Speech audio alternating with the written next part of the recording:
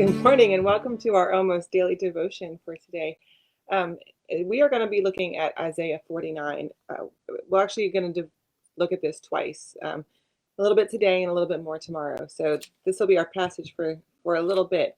But today we're going to start Isaiah 49 with verse 7.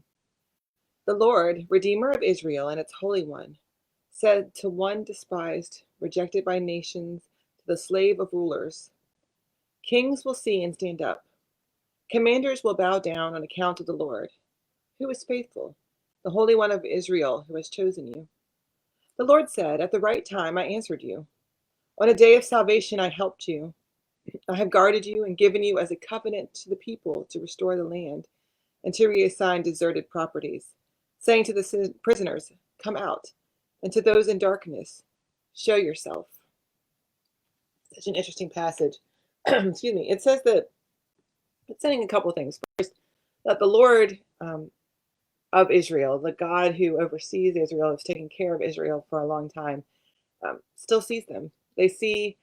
God sees the reality of what Israel is experiencing, that they are despised by other nations, that they are rejected, that they're not understood by the people around them. And so God sees that rejection. God sees the pain of that isolation. God sees that they are in need of someone who can um, just a need of being heard, of being acknowledged.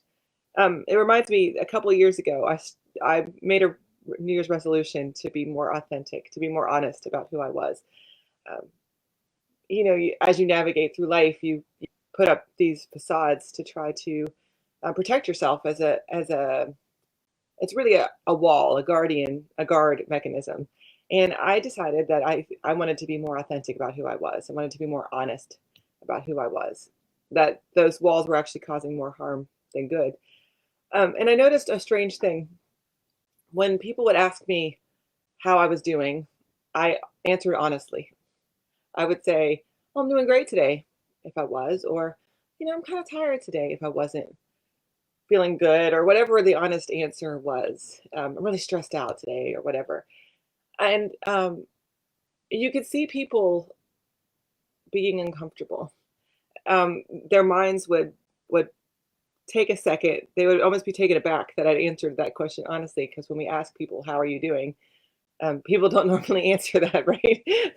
I'm fine, and how are you? And it's a pleasantry, right?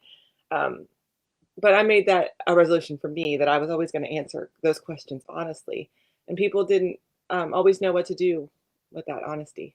They didn't always know what to do with the response of truth, because they were so used to um, the way we as a society tell people to hide the less pleasant parts of themselves.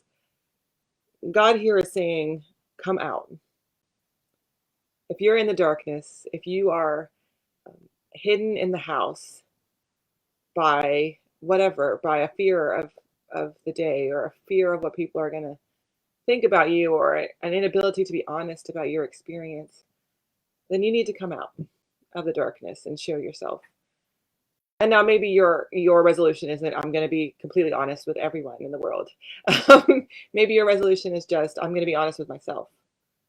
I'm going to come out of the darkness with myself and be honest about how I'm feeling. Or maybe your resolution is, I'm going to come out of the darkness and be honest with God. Just just God, and tell God exactly how, acknowledge to God exactly how I'm feeling today, or exactly how my life is going today. Because God already knows. God's already seen it. God knows everything there is to know about you. And so maybe that's a good first step. Just being honest with yourself and being honest with God, who is asking you to come out of the darkness anyway. God bless you.